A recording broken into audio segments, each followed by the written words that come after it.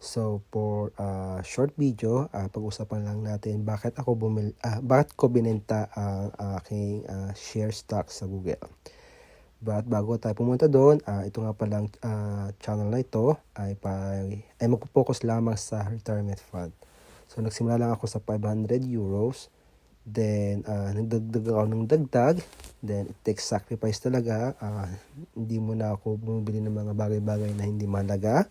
But I just keep adding sa aking account para mag-grow yung aking iniipon para sa ating retirement fund.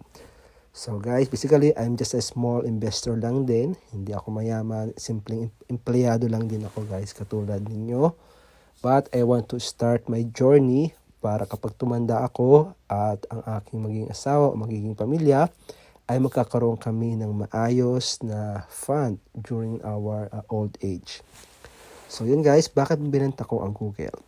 So guys, ang Google, kung makita nyo dito sa aking history, binenta ko siya kanina. Ito siya. So guys, bumili ako ng sa halagang $100 lamang. Kung makita nyo dito, last November 2022. But wala pang 2 years, halos kumita na ako ng 80%. So average siya ng 40% every year.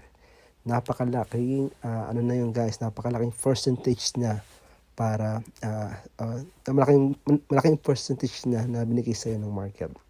So it doesn't mean kahit binenta ko ang Google, it doesn't mean na ayaw ko na sa Google stocks. It's a good company, stable, okay guys. But katulad nga sabi ko sa aking bio dito, I just don't hold, I sell on my target price and buy back on the lower price. Kaya depende lagi ito sa market condition. So ipapakita ko dito sa trading view natin ang chart ng Google. This is the Google chart, kung makikita nyo dito.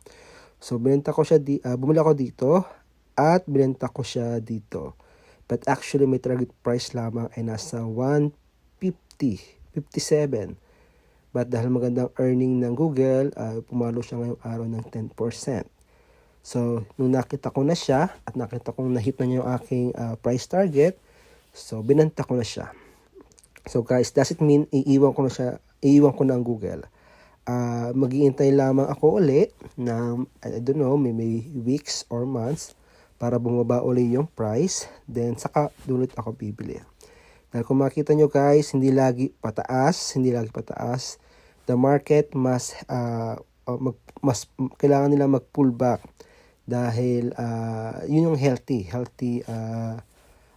development ng isang company isang company or sa stock market. Ganun talaga, merong pataas pababa. Kahit downtrend, merong pababa pataas.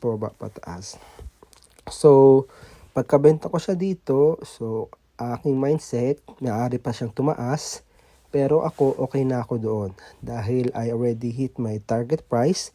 Kumita na ako ng 80%.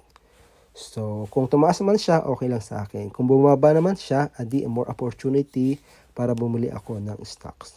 So guys, natutunan ako kasi before I just hold and I don't sell. So kaya yung pagkita ko, tumaas nga yung aking portfolio pero hindi ako nakabenta. Kaya yung pagkita ko ulit, the same value lang ng portfolio ko kung anong ginawa ko nung una. So sayang yung panahon. So kaya in my strategy, I just don't hold. I sell my stocks on my target price. So babili ako ng Google but not this time, not at this hindi ngayon. So hopefully bumaksak siya. So makakabili pa ako ulit. So yun lamang guys. Salamat sa pakikinig. God bless you.